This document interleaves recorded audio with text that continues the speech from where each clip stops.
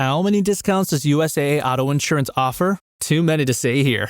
Multi-vehicle discount, safe driver discount, new vehicle discount, storage discount, legacy. How many discounts will you stack up? Visit USAA.com/auto discounts. Restrictions apply.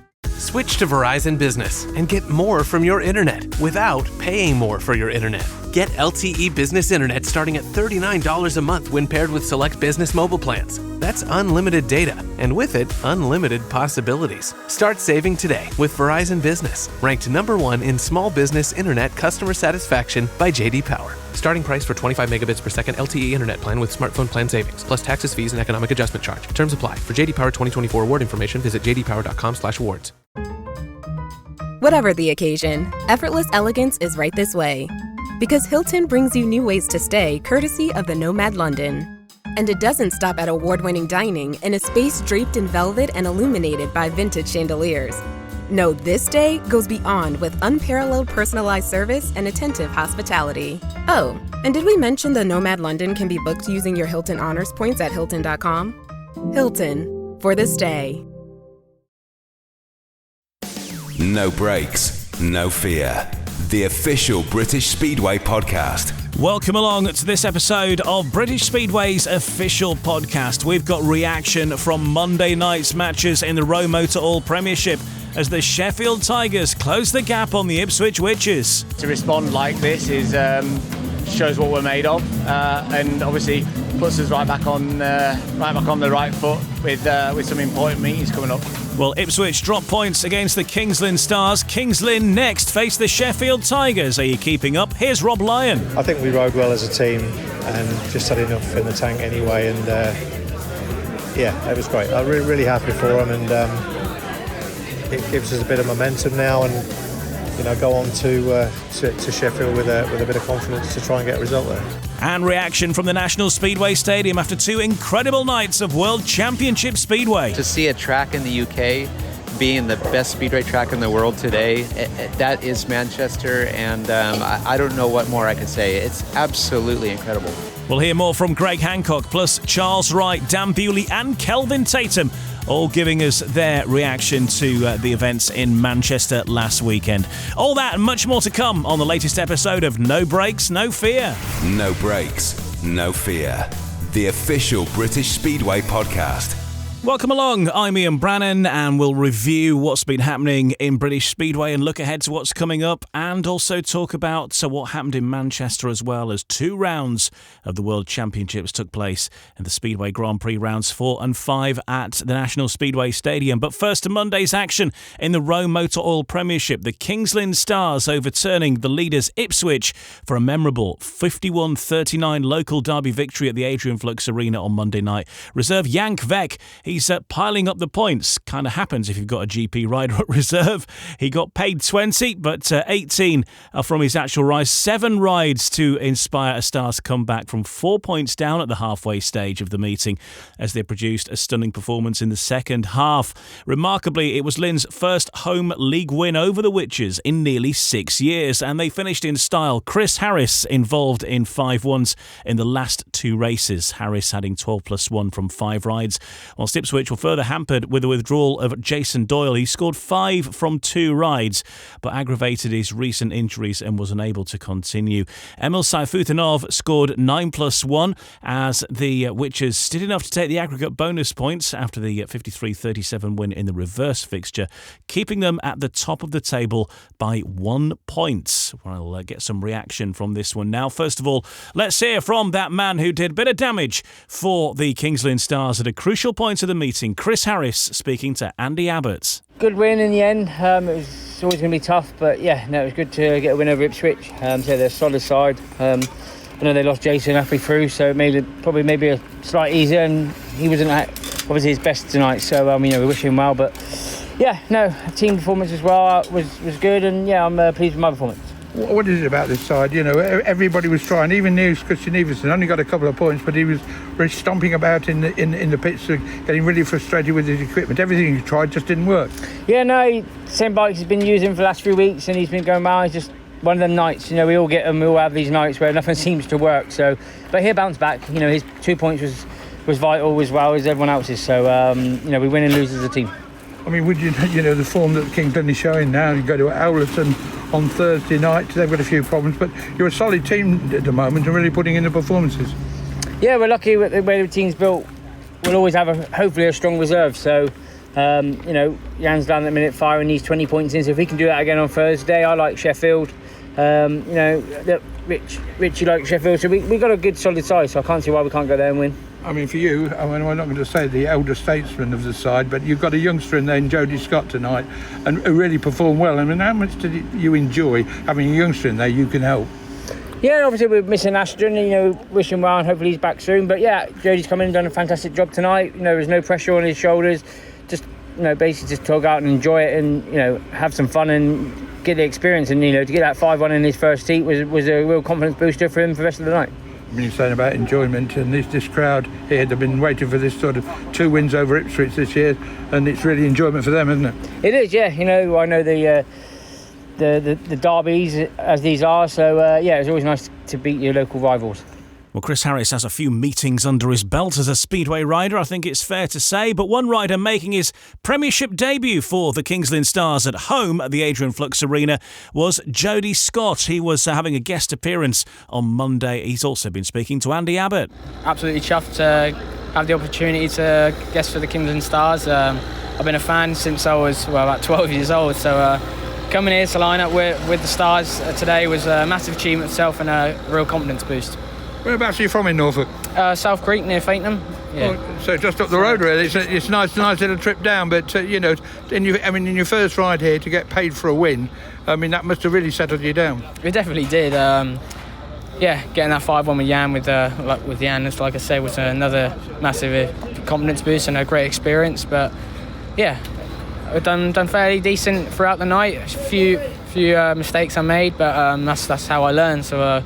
Just put that into my next meetings. But being a fan, how much it means to beat the local rivals Ipswich, doesn't it, down from Suffolk? Yeah, that's it. It's the local derby. So I've known that for many years now, coming down here to support the Stars. And to be in the meeting was unbelievable. I can't get out of my head how crazy it is. But yes, just a great feeling. And to ride with the likes of Bomber Harris, so I mean, what do they say to you, him and Nikolai Clint, the captain, and Richard Lawson? Yeah, they're great. Nikolai's a really good supporting rider. I always ask him for tips and he gives me the answer straight away. So he's got a lot of experience and try to take it after him. And Bomber coming up to me every race I was going out, wishing me luck and just telling me what's going on with the track and stuff. So yeah, I really appreciate it from him. Just hopefully now you get a few more rides down here towards the end of the season and enhance your reputation and get a bit more experience. That's it. Just this whole Premiership thing for me is just to learn and get experience and just learn from the big boys. Like I was riding against Jason Doyle today. I couldn't think of that a few years ago. So hopefully get some more opportunities along the way and keep progressing. Well done tonight. Cheers, Jodie. Thank you. Cheers. So there's Andy Abbott chatting to Jodie Scott. We'll get the thoughts from the Ipswich Witches camp shortly. First of all, let's just hear from the team manager, Rob Lyon, also chatting to Andy Abbott after that win against the Witches. Real sort of important that we try to get this one over the line tonight, and boys were great.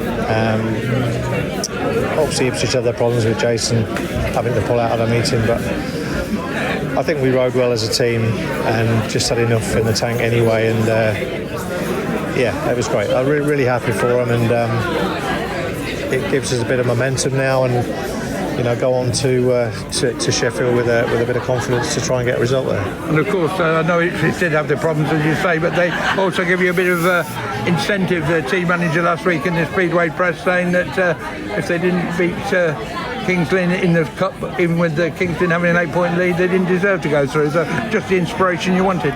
Yeah, that's right. Yeah, it's just a little bit of something, isn't it? And it's good that the boys could turn them over, and but we're happy to get the 2 points on the board and move on to the next one, really. I mean, you had to use rider replacement, Peter Kelvin, having that injury in Germany yesterday, but sometimes it doesn't work for you. But tonight, when we've got a rider in the form that Jan Kovac was in, coming back off the back of the Grand Prix, it really gives you an extra, niche in your armoury, so to speak. Yeah, it does. When it works, the problem with RR with the fifth rider in the averages, it doesn't leave a lot of wriggle room for problems. If you're number 6 firing like Jan was tonight, then it works perfectly, and it's actually stronger in some respects than having another rider. If that rider's not up to speed and scoring 2-3 points, then it does mean that RR's a stronger position. And the difference as well with RR,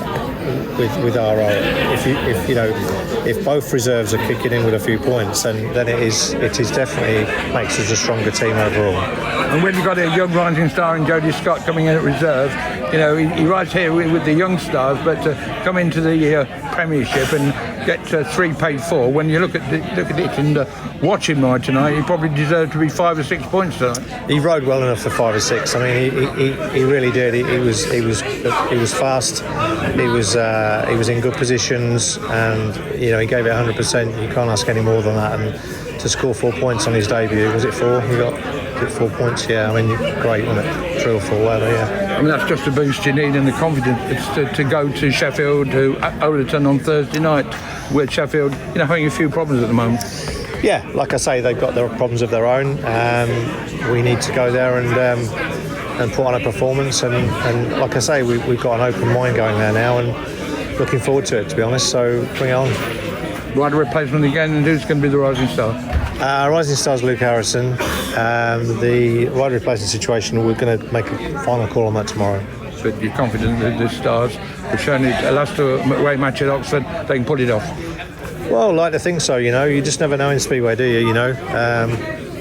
It's a difficult track to go to, Sheffield. They're very good at home, as they've proved all year. But like I say, you never know. We might cause a shock.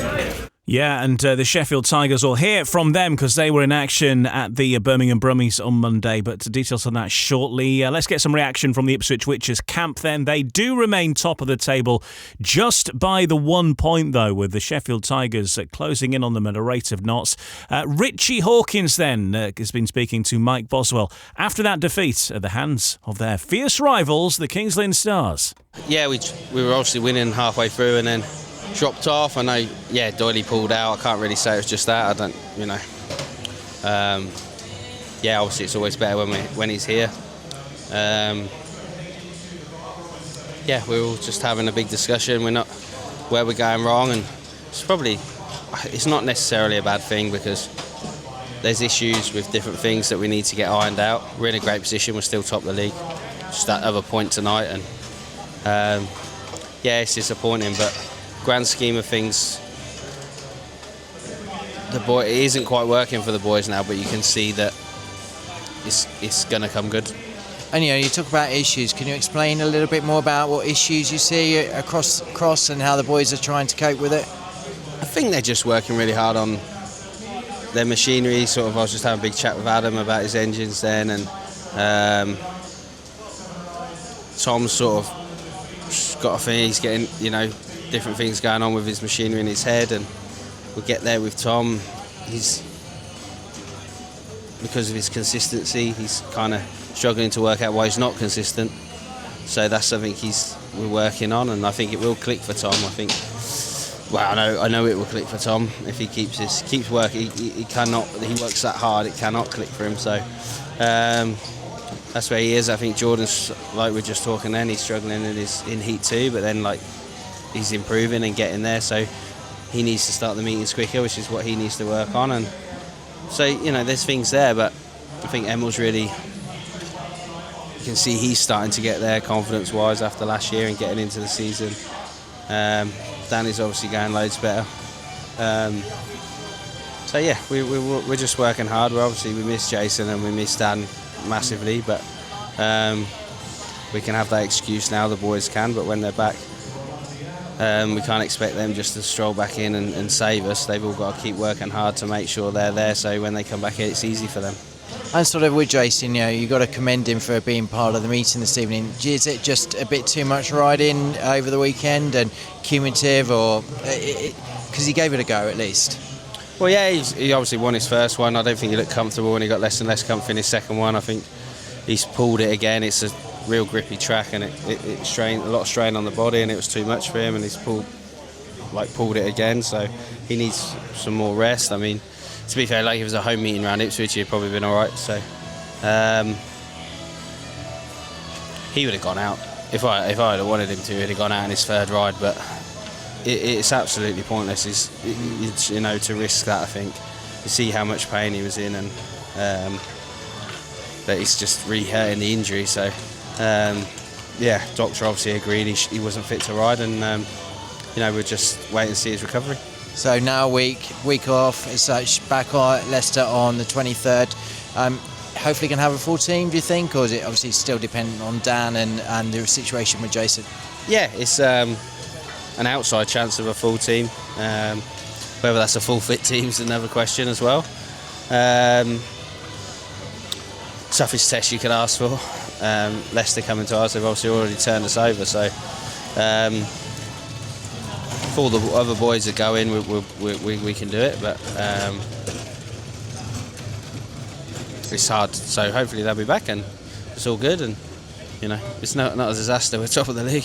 He might be sounding philosophical there, but you can be sure that Richie Hawkins is not impressed at having lost at the hands of the Kings Lynn Stars. I think it's one that will cut fairly deep.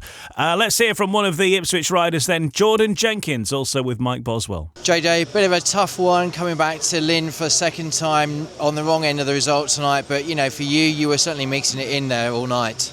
Yeah, frustrating to say the least. I think we all, safe to say, hate losing here, and to do it twice in a matter of weeks is pretty frustrating. So I started off with a nightmare, burnt a clutch. The tapes were held a bit too long, and burnt a clutch out before heat 2 had even gone up. So wasn't the ideal start, and then a bit of a rush to get heat 4 and a bit of a bodge job, and it wasn't done right. And we sorted it out after heat 4 and the meeting started for me. So I'm just frustrated that I can't start the meeting the way I finished them lately, and it's something to work on and get to the bottom of this issue with the clutch, because I've not burnt a clutch out all year until I come here, and I do one in my first 2 rides both times. So we'll work on it, but I don't really know where we go from here. Back to drawing board, and pretty tough defeat, as you say, and wish Doyley all the best, and hopefully we can come back strong next week.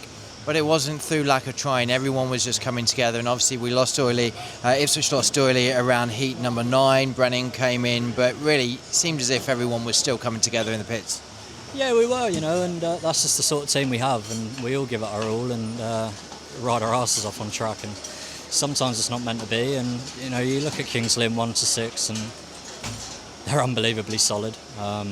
With RR, basically every one of their top 5 can take a ride effectively, and it's just It's hard, but there's no excuses, and we'll come back better next time. Well, next up for the Kings Lynn Stars, they head to Oleton to take on the Sheffield Tigers. Ipswich have a little bit of respite, bit of time off for them over the next week or so. And on the subject of Sheffield, they cruise to an emphatic 57-33 away win at Birmingham to end a busy run of away matches in the ROWE Motor Oil Premiership, and also closing in on the Ipswich Witches, now 1 point behind at the top of the table after a dominant display at Perry Bar, which started with 2 5-1s back-to-back in the first 2 heats, and what was a heavily watered track, shall we say. We'll hear more about that shortly. Sam Masters stood in for the injured skipper Josh Pickering with 11 from 4 rides, whilst Deputy Captain Chris Holder scored 10 plus 2 from 5 as the Tigers picked up 11 of the 15 race wins. Tobias Mujalak scored 11 plus 1 from 7 for the Brummies, although his night started with a retirement and ended with a penalty for touching the tapes. Let's get some reaction, first of all, from the victorious team manager Simon Stead, speaking to Ryan Guest. Obviously really pleased, right? It's been a rough couple of weeks, really. Couldn't really find our stride or a rhythm away from home. It's been a bit difficult. Obviously signs of improvement at Ipswich, but to bounce back from that disappointment, obviously losing the meeting and then the aggregate bonus point, to respond like this is shows what we're made of, and obviously puts us right back on the right foot with some important meetings coming up. It certainly does, and like you say, the boys hit it right from the off as well. I know there was that delay while they allowed the water to soak into the trap, but the boys set out the traps really quick, and that set the tone for the evening. I think it was important just to start as we wanted to carry on. There was never the meeting was never in doubt. It was, it was wet out there, but they were just the conditions that we had to deal with. So the right mindset from the lads, set off on the right foot and carried on through the meeting. But yeah, it was important to start off well. Like you say, it has been a long run of away fixtures as well. It must seem like an eternity since you last saw any action at Alderton. So to get a victory like this, to go back there against Kings Lynn on Thursday, that's a real nice way to head back to home shell. Yeah, I think that was important, really. I think there was, like I said, there was obviously a lot of disappointment around. We'd just, for whatever reason, not quite found our stride away from home. But to respond like that, really strong meeting, and to have a home meeting to look forward to on Thursday is really important. So just need the fans to get behind us, because Kings Lynn are looking good right now. They've obviously had a mix-up in the team, and with super strong reserve, they're going to be difficult. So we're going to need to be all guns firing. Hopefully we'll have some positive news from Anders. We'll have to see what we can do with Pico, but let's try and get 7 winning ways and get another win on the board. Just a quick update on those as well. Like you say, Anders is more or less a day-to-day situation, it seems. Pico, it seemed like a positive update he's put out on social media earlier today. Yeah, and I think he's just going to need a little bit longer to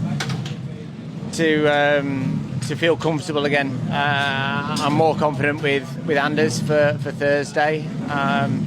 Again, that's a day-by-day thing, but I think if he's feeling strong enough, he'll ride for Poole on Wednesday, and hopefully he comes through that okay, and we can see him back in Sheffield colours on Thursday.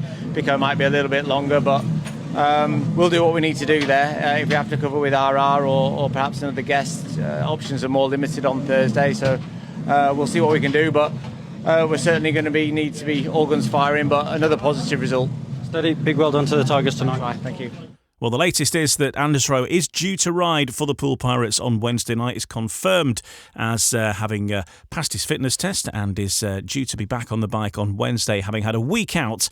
So hopefully that means it'll be good to go for the Sheffield Tigers on Thursday. Let's hear from one of the Tigers who was in action and involved in a Heat 15 5-1 for the Sheffield Tigers to cement that result. It was long decided earlier than that, but putting the icing on the cake, if you like, Louis Kerr chatting to Adam Roynan on BSN. E15 winner. That must have been pretty nice to wrap it up with Chris there. Yeah, it was nice to end on that and not the crash before. So what happened there? The Jubilee clip on my manifold snapped, so the car popped off and then sent me into the fence. That's not a regular thing that happens, but it's one of them things. So you've turned that around. Great ride though in 15. Yeah, I mean the whole team is fantastic today. All making starts, and it was pretty easy when you were in front and went all to plan. Always is. Yeah, it is always. Yeah, you're right.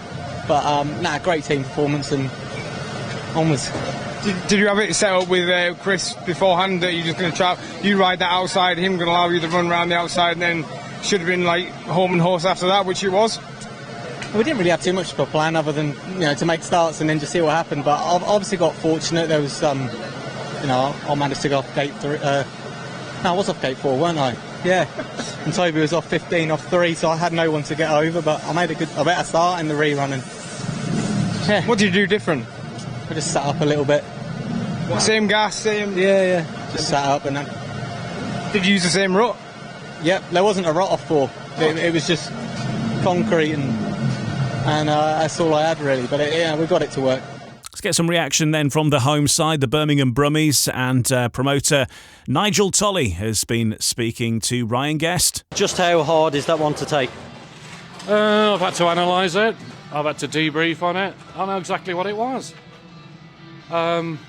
Previous weeks, when the weather's been like this, the track's been watered all the way through the day on Sunday. This track dries rock hard, just like tarmac. We couldn't get any water on the track yesterday because a trench had to be put in at the tapes to get a new transponder wire in. That meant the track couldn't be watered. So when John turned up to do the track this morning, it was just like concrete. And of course any water you put on stops on the surface. If it's watered on a Sunday, that's had time to soak into the track, and then this next lot of water will go in. So For the riders, it was a completely different track tonight, which of course gives an away advantage. The home advantage is gone completely. A lot of people will be aware that at midnight tonight the facility for Michael Jepsen-Jensen does officially expire. So obviously you haven't been sitting still, you have been working hard behind the scenes. What's the latest you can tell us on that? Yeah, we've been working behind the scenes. Obviously, there is a lack of riders available. There are foreign riders available again, but they haven't got visas. And we're not going to go through that performance that we had with Zagar earlier on the season. So it has been very difficult. We have got a rider in mind. This rider will be 110% committed. He has been in the Birmingham team in the past. Nigel, many thanks for the update. We'll wait and see what that news brings. Certainly will, yeah. It's going to be exciting. Cryptic. Get your history books out and see if you can work out who it is. Let's have a look at the week ahead in the ROWE Motor Oil Premiership. 3 of the top 4 teams are in action on Thursday. Leicester looking to enhance their playoff prospects. They host the Bellevue Aces. Meanwhile, Sheffield host Kings Lynn. Overton, having completed a run of 6 successive away matches. Monday night schedule sees Leicester travel to Vauxhall to take on the Ipswich Witches. This is just around a month since they last completed the feat and got that first victory of the season for a team other than Ipswich at Vauxhall. And the Bellevue Aces are in action as well. They host the Kings Lynn Stars. So it is indeed a busy time in British Speedway, and the National Speedway Stadium hosting its first action since the Speedway Grand Prix, which took place last weekend. And that is where we're heading next. 2 terrific evenings of top-class speedway. We had a British winner, Dan Bewley, doing it again on the Friday. Charles Wright got himself a race win. We'll hear from Charles Wright as well, and Greg Hancock, and generally look back on a terrific occasion of speedway in Manchester last weekend. No brakes, no fear. The official British Speedway podcast. Welcome back. In this part then, a bit of reaction from the National Speedway Stadium in Manchester. There's been a lot talked about it, a lot of discussion ahead of it, a lot of discussion after it as well. But Manchester hosting 2 rounds of the Speedway Grand Prix Series, and the eyes of the world were on the National Speedway Stadium for 2 terrific events. Perhaps, though, the event taking the majority of the chat will be the first one on Friday, which was round number 4, and we had a home winner once again. Green light is on, tanks are up, and Bewley's made a lovely start. He gets there out of gate 2, he gets the better of Smarsley. Kurtz has gone very wide, he's in the dirt around the outside. Smarsley now elects going to... Here comes Kurtz! Kurtz dive bombs, he hits the front momentarily. Smarsley now slams the door shut. Bewley's on the inside as well. Which way's he going to go? Smarsley now hits the front. Oh my goodness gracious me! How brave do you have to be? Very brave. Bewley had the front wheel in the air coming off the corner. It was about 2 inches from the fence. I think that sealed the deal. I think he's going to stay there. But I tell you what, Smarsik is not going to give in. What a victory for Dan Bewley! He wins here in the National Speedway Stadium. The British fans on their feet. It's a very special moment. I was thinking if I don't go very well tonight, it might turn tomorrow. But no, the people here tonight, they've been behind me since my very first meeting, first National League meeting 2016. I've raced here, and how times have changed. Some things have changed and some things are the same, you know, but just so cool. 2016, you first became a Bellevue rider in the senior category. On to 2017, you've been so loyal to the club. How special does it make this win? Yeah, 100%. And I've had a few years that weren't brilliant, and the fans, to be honest, everywhere, but the fans here have always been behind me, and it's pretty surreal. And just a shout out to everybody who's always been behind me. Shout out to me dad, all my mates, everyone. But especially probably dad. He keeps pushing me, he keeps me hard at work. I can see how much this means to you, starting me off as well, Dan. The last chance qualifier, a stunning race, and then that final. Your bravery, Dan, your skill on a motorbike is extraordinary. Yeah, it was all right in them last 2. But no, that was just fun, to be honest.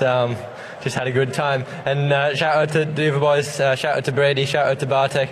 It takes 4 guys to make a good race, and but no, yeah, I was just sitting there, and thanks to all my boys in the pits, they've done an awesome job tonight, and if you've got no poke, it's hard to come to the party, so cheers to them, cheers to everybody behind me. Enjoy the party, but not too much. You've got to come back again tomorrow. That's it. No, the party was there. We go to bed, and yeah, just enjoy this for a minute, but try and back it up tomorrow. So it was the biggest ever crowd at the National Speedway Stadium. They certainly went home happy after that first Grand Prix. And, of course, he was back the following night. Didn't quite go his way in the second part of the meeting. But we'll talk more about the Grand Prix in a bit more detail with Kelvin Tatum shortly. Let's get a bit more feedback from that first night as well. Charles Wright had time to reflect on his weekend at the Grand Prix as the wild card in both events, of course. And a big step up and a big learning curve for Charles Wright. He has been a wild card before, of course, in Cardiff, but nonetheless, plenty to learn, and we'll hear from him now with Ryan Guest. 2 nights done here at the National Speedway Stadium. How would you sum up your weekend overall? Yeah, really good. Never embarrassed myself. I was way on the pace. I think setup was a bit key. I felt like I was always a little bit behind with the setup, and today I thought, right, I'll use the setup that should have started on yesterday, and then just the sprockets I was pulling today is just crazy to get the bike going forward. I've never ever used anything like that before, but overall I had really good battles. The points didn't justify, especially today, of how hard I tried and stuff, so yeah, I'm happy. Coming up against these boys, obviously you have done it before, but particularly on a demanding racetrack like this one, does it just show you the level that they are competing at on a regular basis? Yeah, they're top 15 riders in the world, and you know the machinery they've got and equipment with them, and I'm just using my English bikes, and I brought one of my engines over from Poland, and it was a very good decision. But yeah, it's a different level, especially equipment wise, and the team they got around him, the professionals, and you know, people to make the bikes go forward, and yeah, so overall I'm happy. What can you take away from these 2 meetings? Just be a bit more forward with the setup and try something that I've never really tried before. I think that was probably what I've took away from this. Yeah, and just finally, you were the first British race winner last night as well. To get the reception you did as well, what did that mean to you?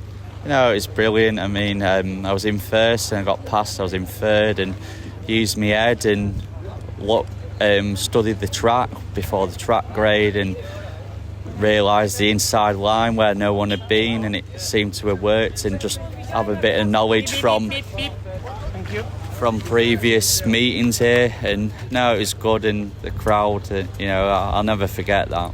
It was a terrific event overall, and some amazing speedway racing. It certainly put Manchester on the map as an international speedway venue, if it wasn't already there. Let's get some reaction from someone who knows a thing or two about Speedway Grand Prix. A man who has won the most finals, he's scored the most championship points, he's got the most appearances. He's won more Grand Prix heats than any other human being on the planet. Greg Hancock has also been reflecting on the 2 nights at the National Speedway Stadium in the Speedway Grand Prix. So yeah, obviously a lot of people have been wanting a Grand Prix to come to Manchester for a while. 2 nights, how would you sum it up overall? Insane. Absolutely insane. I love this sport. Obviously, I'm still involved in many different ways, but like this for me is what makes Speedway so exciting. And to see a track in the UK being the best speedway track in the world today, that is Manchester, and I don't know what more I can say. It's absolutely incredible. And obviously you've been in the mix for both nights as well. What do you think the general feedback and consensus has been from the boys involved? Oh man, how much time do we have to talk about it? It's been incredible. I think that you'd probably have to ask the fans and some of the ones sitting out there, do you have any sort of constructive criticism about what can be better at this place? Because the main thing that we're here for is the racing, and I don't know how it could be any better. And obviously Bartosz, sensational performance for him, but Brady Kurtz is obviously his nearest challenger, and for him to make 2 finals as well, that's obviously been a big thing for the World Championship race. You said it right. Brady's he's definitely a fan favorite. He's one of my favorites too. I really like him. I like Dan Bewley, and these guys like him. They are transforming the sport, and you can see that Bartosz, as good as he is, he's looking at these guys. He's probably trying to learn a little bit of something from them and his riding styles and the things that he does on the bike, and that's what makes a true champion.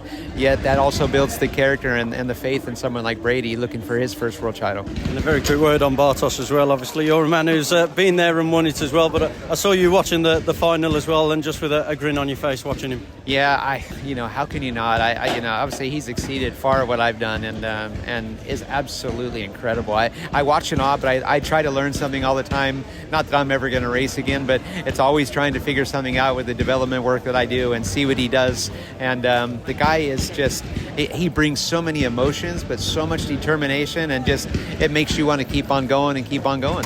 Well, Greg Hancock has won 455 Grand Prix heats through the course of his career.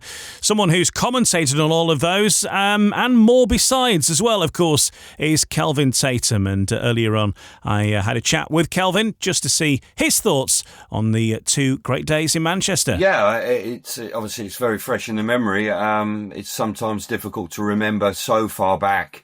We've been running Grand Prix since 1995, and there's been some pretty standout meetings through that period. But there's no question the very first inaugural Grand Prix in the National Speedway Stadium was spectacular. And I think it was extra special from a British perspective because we had, Dan Bewley's timing is pretty cool. It was spot on to win the meeting as a home rider in front of his audience was very special indeed. I think the night was terrific, and I think it just showed how good the sport can be. Didn't need bells and whistles and lights and flashes, it was just pure racing of the very highest level, and I just sensed that people were absolutely blown away with it. I think we had a moment in the second night on Saturday where Jorge Villegas actually dive bombed and gate crashed and into a chat between Tony Ricardson and Greg Hancock. And even he was sort of waxing lyrical about it. So, yeah, it was a wonderful night. And I'm chuffed to bits that the weather behaved and we saw something very special. And, of course, a British winner on the Friday night, Kelv, as well. We waited ages for a British winner after Chris Harris doing it that time in Cardiff. And now Dan Bewley's won it 3 times, twice in Cardiff. And now he's the first winner in Manchester as well. Yeah, Dan's night started off slowly, steadily. I think he had a third and a second to begin with. And as the evening sort of rolled on, he got better and better. His last chance qualifying race was extraordinary. That alone was like spectacular for him to, and the crowd were on their feet, and it was like he'd won the meeting actually. And then for him to come out and do what he did in the final, which actually surpassed what he did in the LCQ. I mean, that you couldn't script it. That was just Hollywood written all over it, wasn't it? It was just sensational stuff. So yeah, it was not just the fact that he won, Ian, it was the way he won. And it was something that will be remembered for an awful long time. So yeah, it was one of the best Grand Prix victories I've witnessed in 25 years. A memorable occasion, and whilst obviously a different proposition from the fan experience, heading to Manchester rather than where we've been used to going in Cardiff. This was the Friday night was effectively the Cardiff round that got moved to Manchester. More than made up for it with the quality of the racing, which is what everybody was hoping for, and really Manchester definitely delivered on that. Yeah, I think, the demise of Cardiff was Bellevue's game. I think there was always this philosophy and thought process that Cardiff was the pinnacle of the sport. It was the jewel in the crown, as it were, on the calendar of the Grand Prix.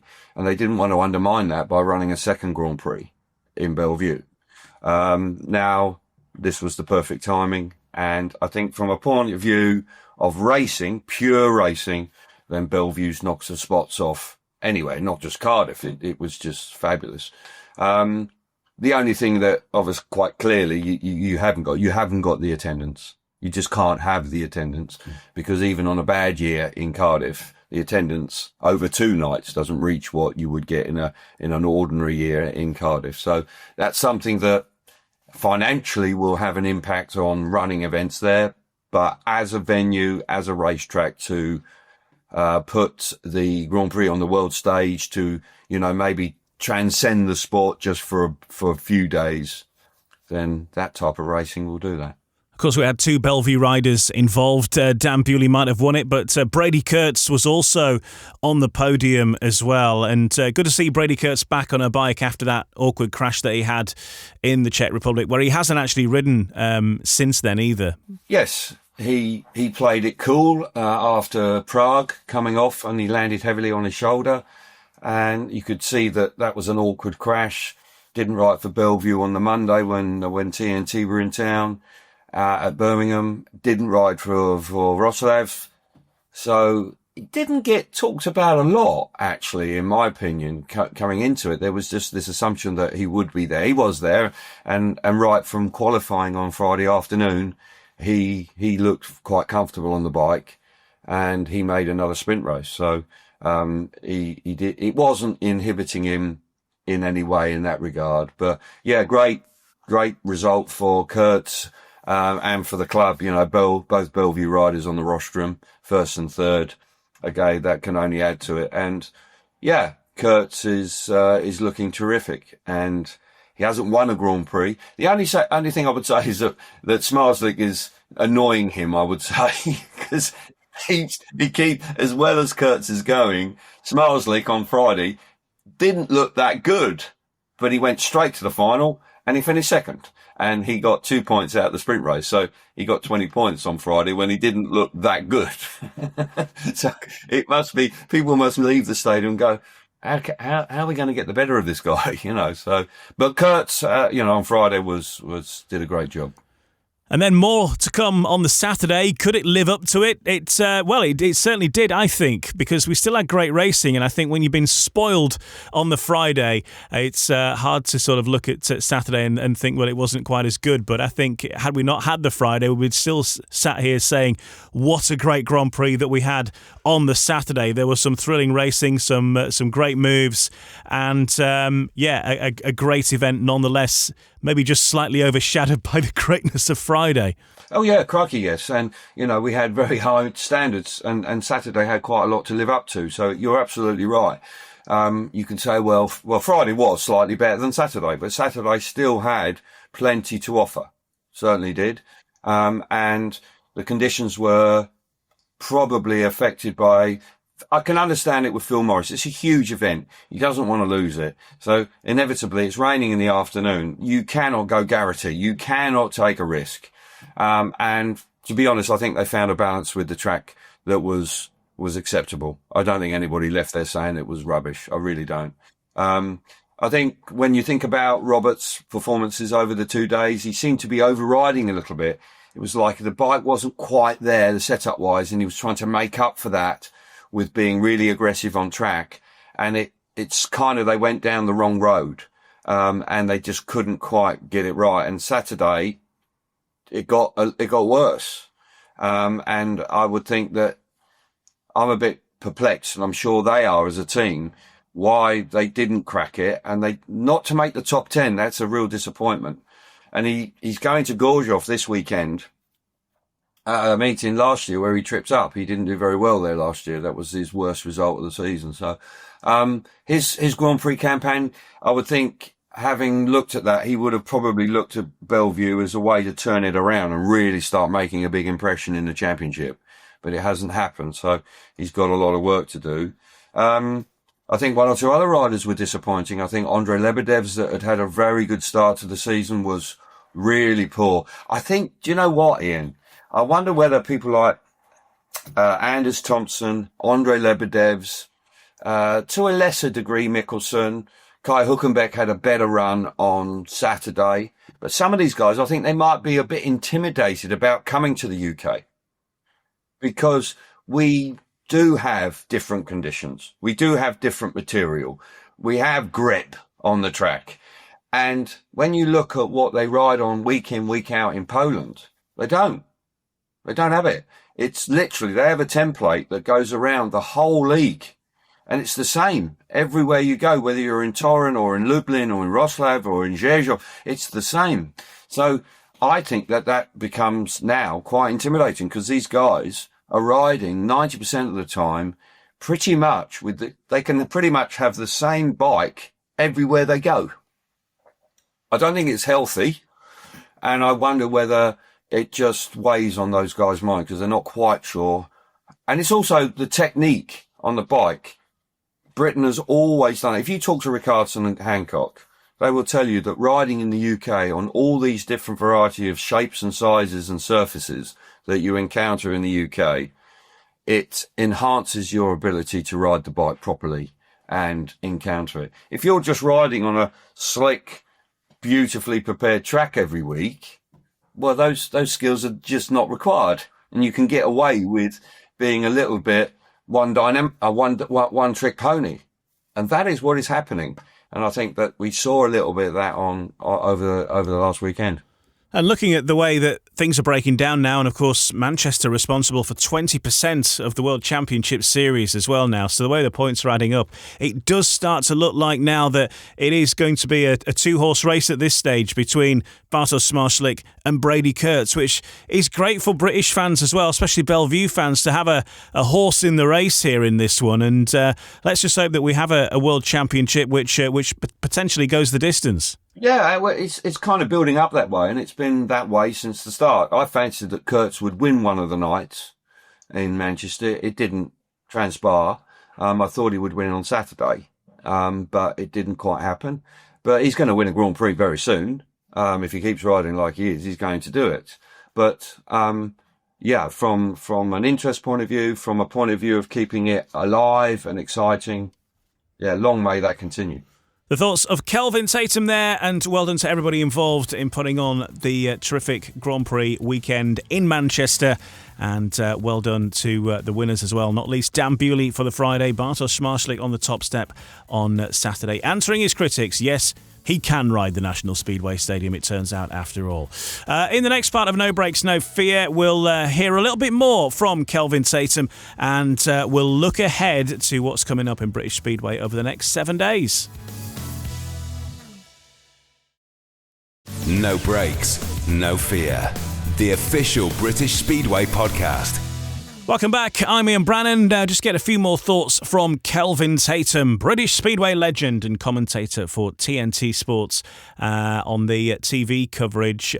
Kelvin, just talking about British Speedway, we're seeing things hotting up a little bit at the top of the table, but for the Ipswich Witches, injuries are coming in now. I think last time we spoke was a few months ago, and there's quite a gap between the Ipswich Witches and everybody else. At the time of recording this, it's down to 1 point with the Sheffield Tigers breathing down the necks of the Witches. And certainly the injuries there for the Witches have had an impact, losing Jason Doyle and Dan Thompson. Jason Doyle was very brave in his attempt to ride at the Grand Prix. He did do so, but he wasn't convincing. He didn't have the nights he was looking for. Going back to Kings Lynn with all those memories of the accident last year, plus the fact that he's not 100% fit, clearly that grippy track at the Adrian Flux Arena proved to be too much. It's not great for Ipswich because, my favourites for the title, I think if they'd all stay fully fit, I think they still would be, but they are vulnerable right now. And it's wide open. Kings Lynn, who I looked at last time I was on telly, and I'm thinking, well, why are they that far behind? But I think they're a good team. I wouldn't be surprised at all that if Kings Lynn put pressure on Leicester or whoever ends up being in fourth place, it could be a bit of a challenge from them because they've got a decent team. And when you've got a Grand Prix rider riding at reserve,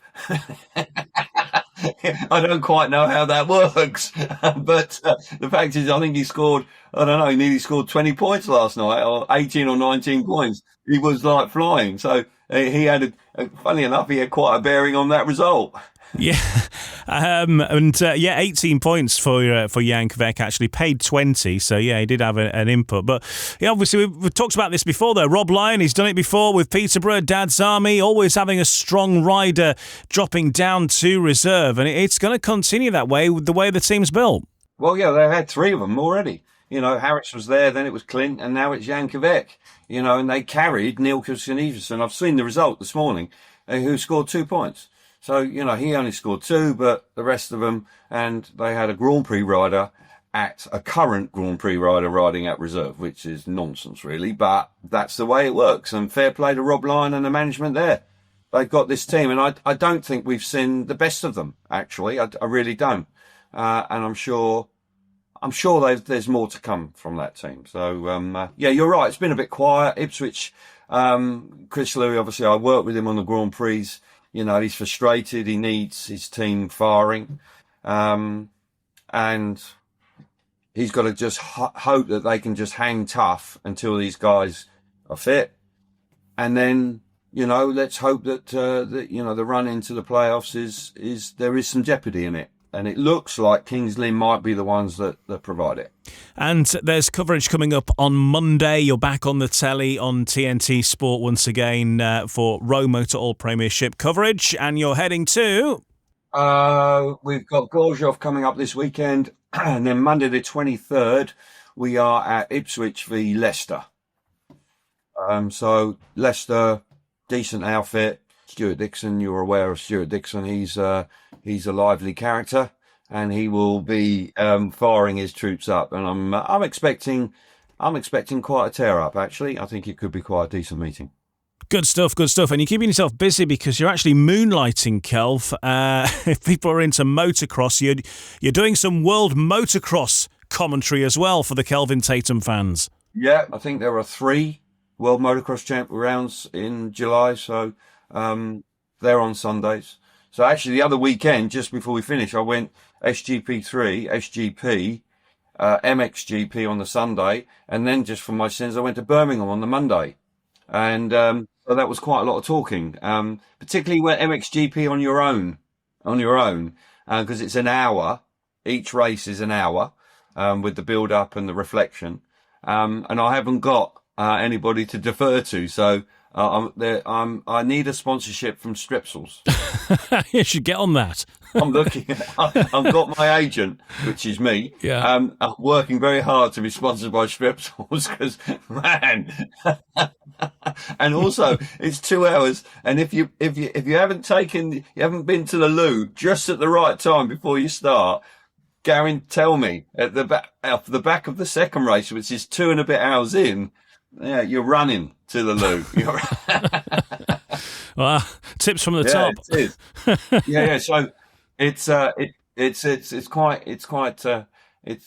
enjoying it, and I've got a little bit better at it, so I'm looking forward to that. But anyway, thank you. Yeah, I've enjoyed it. Yeah, cheers, Kelv. Kelvin Tatum there. You can see him back on the TV on Monday on the ROWE Motor Oil Premiership coverage of British Speedway on TNT Sport. So look out for that. All that leaves us to do really now is to have a look at what is going on in the week ahead across the various leagues and to bring you up to date with everything. We've already covered the ROWE Motor Oil Premiership, but the Cab Direct Championship then, we've got a few meetings going on in the Championship this week. It's not a mega busy week really in either league, but the Cab Direct Championship leaders Poole Pirates look to extend their lead at the top. They host the Berwick Bandits on Wednesday. Meanwhile, Oxford are going to be keen to get back to winning ways. They're at home to Edinburgh, who have a 10-point advantage for the aggregate bonus points. The Monarchs also bring in their new signing Geordie Loftus, an upcoming Australian youngster, and Victor Palavara. He moves to number 1, having spent quite a bit of time at reserve, racking up quite a few points. The Monarchs then continue their away matches. They go to Redcar on Friday, whilst Oxford travel to Scunthorpe. Plymouth are on a northern tour. The Gladiators visit Glasgow on Friday, then the Workington Comets on Saturday afternoon. Workington getting their league season underway, finally, hopefully with the weather, but with a heat wave on. We've got our fingers crossed. Saturday evening sees Berwick back in action, and they're at home taking on the Redcar Bears. And the National Development League combined Sheffield Scunthorpe Steelers team are in action at the Eddie Wright Raceway on Friday. They host the NDL leaders Oxford in the second half of a double header. Meanwhile, there's NDT action next week with Birmingham taking on Plymouth at Perry Bar on Monday before the sides meet at the Coliseum the following evening. So that's how things look. Looking at the fixture picture in full then, we've got Oxford, Edinburgh and Poole Berwick. Oxford versus Edinburgh will be on BSN on Wednesday night. Thursday, you've got Leicester versus Bellevue. That's on BSN for the Premiership subscribers. Sheffield versus Kings Lynn also taking place. Friday night, Cabinet Championship, Glasgow versus Plymouth. Redcar versus Edinburgh. Scunthorpe versus Oxford. National Development League, Steelers versus Oxford following the Championship fixtures. Saturday, Berwick take on Redcar in the evening and Workington take on Plymouth in the afternoon. Monday, ROWE Motor Oil Premiership, Bellevue versus Kings Lynn and Ipswich versus Leicester, which is your fixture live on TNT Sports on Monday night, and National Development Trophy action between Birmingham and Plymouth. And that rounds things off for the next week ahead. Have a great week in Speedway. We'll catch you next week here on No Brakes, No Fear to review it and preview it and chat about everything that happens over the next 7 days. Keep cool, enjoy your Speedway in the sunshine. We have a heat wave ahead. Don't forget the sun cream. That's my tip from the top. We'll see you next week. No Brakes, No Fear. The official British Speedway podcast.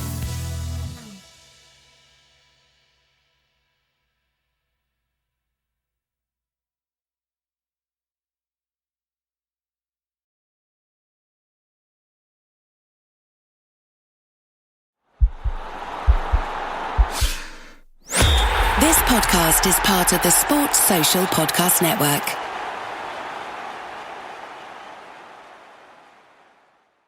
Hi, I'm Richard Karn, and you may have seen me on TV talking about the world's #1 expandable garden hose. Well, the brand new Pocket Hose Copperhead with Pocket Pivot is here, and it's a total game changer. Old-fashioned hoses get kinks and creases at the spigot, but the Copperhead's Pocket Pivot swivels 360 degrees for full water flow and freedom to water with ease all around your home. When you're all done, this rust-proof anti-burst hose shrinks back down to pocket size for effortless handling and tidy storage. Plus, your super light and ultra-durable Pocket Hose Copperhead is backed with a 10-year warranty. What could be better than that? I'll tell you what, an exciting radio-exclusive offer just for you. For a limited time, you can get a free Pocket Pivot and their 10-pattern sprayer with the purchase of any size Copperhead hose. Just text WATER to 64,000. That's WATER to 64,000 for your 2 free gifts with purchase. WATER to 64,000. By texting 64,000, you agree to receive recurring automated marketing messages from Pocket Hose. Message and data rates may apply. No purchase required. Terms apply. Available at pockethose.com/terms.